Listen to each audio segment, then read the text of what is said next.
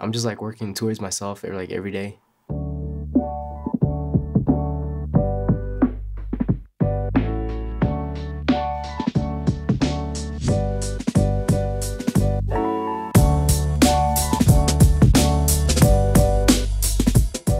I grew up in Somalia. I didn't like really grow up in Somalia. I was just there until I was like 6 years old. But before that, like my mom and my dad like go to divorce. That's like when the war like was like really going like on like really hard. And then I was only about like 1 year old. That's when my mom gave me to my aunt, and she was like, just like, I'll be back later. And then she was like, hold him for me. And then they were both just gone. They left, and like that's when the war started. So we had to just keep on moving because of the war, like what was going on. Like we had to keep on moving. We couldn't stay at one place like the whole time. I never really got out much as a little kid because like my aunt like was like really strict about that. Really, because of the wars that were going on. Like if I were able to go out, like it would only be to the shop, like to get to like the shop would be like right in front of our house, literally like right in front. And like we knew them too, and like I would just go across the street, and then like the shop would be right there, and to get the stuff and then come back home. Almost everyone in Somalia had a gun just to keep themselves safe.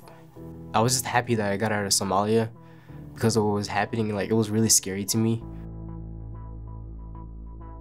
Like we didn't have to like stop at like any hotels or anything like that because we didn't have the money or anything like that. So they would have like the gas and everything already paid for when you get as soon as we get on the car.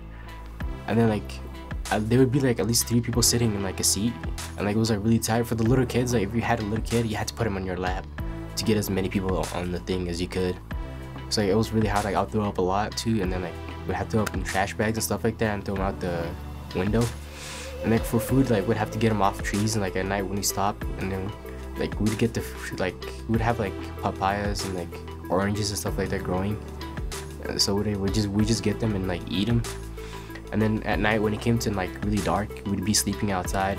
Just like we sleep in like a kind of like a group, like under the stars. But it was like I really liked that a lot. I don't know why. Like we'd be sleeping outside on the grass. We would just have bed sheets to cover ourselves.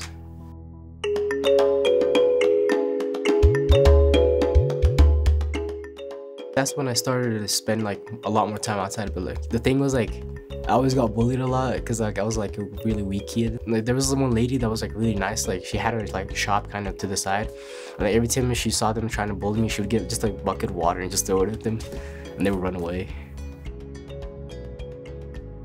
The move from Kenya to Uganda is like it was like way easier. Like it was really easy. Uganda, that's like where I spent most of my time at. Like it was just like really fun. I really love that place. It was just like that's where I started like to go to Duxi. Duxi is like a place for like Muslims to go, but then we had to learn the Quran and stuff like that there. And it was just like the only thing about I hated about Duxi was like just like the teacher, like he would always like if we didn't get the reading right, he would just beat us up and like with a stick or something. Like he would like blindfold us and like he would just beat up with the stick. Yeah, I really hated that a lot. So like I would ditch a lot, especially when my aunt wasn't there with me. For water, like the water was like really kind of hard to get, like to wash clothes and stuff like that. So like we'd have to go like to like a pond or something to get water. Or, like we'd have to get like big, like we call it jargan, but it's like a really big like bucket, but it's like you hold it kind of like that and you get the water and you have to put it on your head and just like walk home all the way home. All of my stuff just used to always be in my suitcase. Like we never had closets or anything like that. The homes would just be like this. They would actually just be like almost like this, just this wide. There would just be a bed, and that's where me and my aunt would have to sleep. And there was no kitchen or anything. The kitchen would be outside. It would just be like we had to use coal. You know what coal is, right? Yeah, like we'd burn it, and then we're like it was really hard to like get the coal burning and stuff like that. So like it was kind of hard. People used to say the schooling in Kenya was better. I would say that too because like that's where I kind of like learned how to read, like as a little kid. Most of the kids in my school like didn't actually know how to read, so I was like, surprised when I came to Uganda and I knew how to read. So I was like, yeah, I guess I know how to read. And most of the kids like there, they speak Ugandan. I spoke like zero Ugandan, so speaking Somalian, I was like, it was just hard. Like right now I can speak Somalian, a little bit of Kiswahili, English, and I just know how to write Arabic because of the Quran we had to learn. So you had to like really learn how to write Arabic. Yeah, but I don't know how to speak it. 。 . 。 . 。 . 。 . 。 . 。 . 。 . 。 . 。 . 。 . 。 . 。 . 。 . 。 . 。 . 。 . 。 . 。 . 。 . 。 . 。 . 。 . 。 Yeah, but I don't know how to speak it. 。 .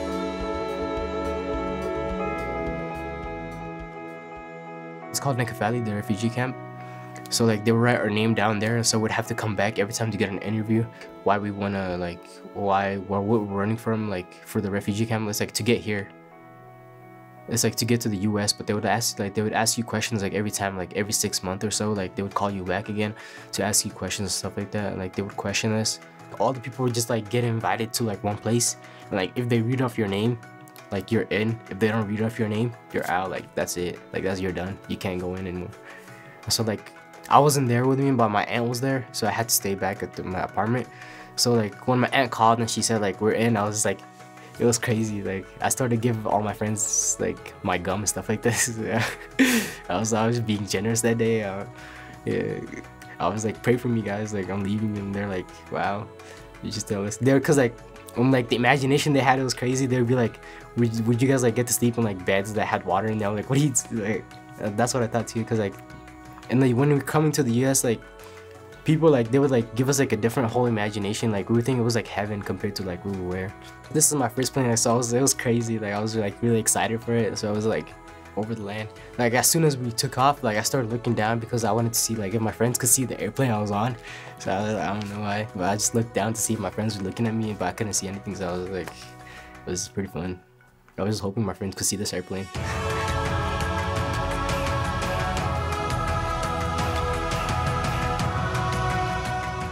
Yeah, we came straight to Denver because like we weren't allowed to choose or anything like that. We had no idea what city it is. Like we didn't like even care. Like driving over the US, I could just see the pools and all that. And, like I was like, is this like really how the US is? Well, I was able to like make more friends here too. Yeah, a lot more friends. Like because when I came here, like people were just like, especially when I started like in like 5th grade, because like when I was in Africa, I was in third grade kind of. But then when I came here, they made me start in 5th grade.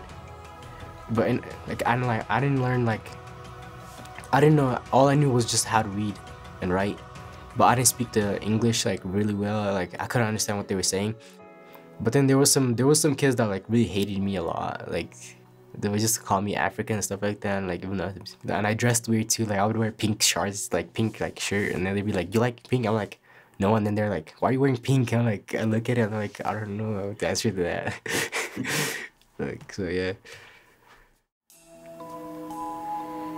If you could give your auntie back, like repay her,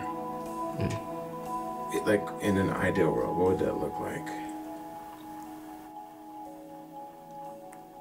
To be honest, like she's like, there's so much she's done for me. Like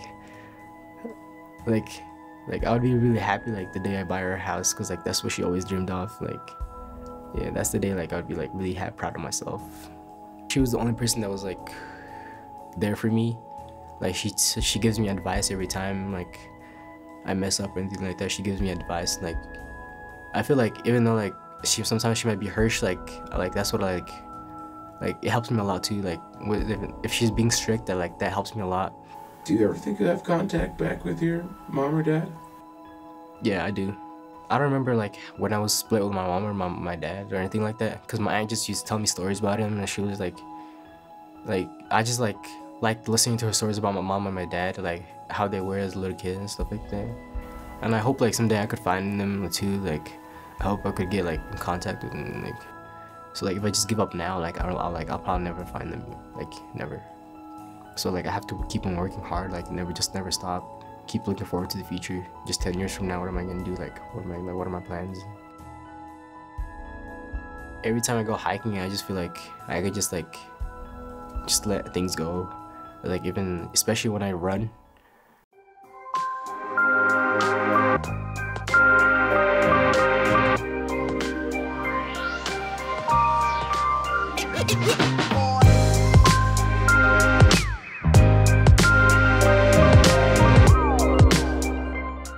Especially it's mostly the running and track that like helps me like release a lot of stuff. Just like get away from everything. Capturing that moment. Seeing what it feels like just to be in that moment. I don't feel like I'm special because of like what I went through. Even though I might be 16, like I have a lot more life experiences. I would be special like if I could help like someone change their life, like you know what I mean, like it would help someone like get better. Yeah, that's the only thing that shaped me into who I am. like going seeing everything that I saw, and like all the people that I met, like everything that I went through, it just shaped me to like who I am. And like I'm just like really proud of that. Like I'm just like really proud to be where I am today.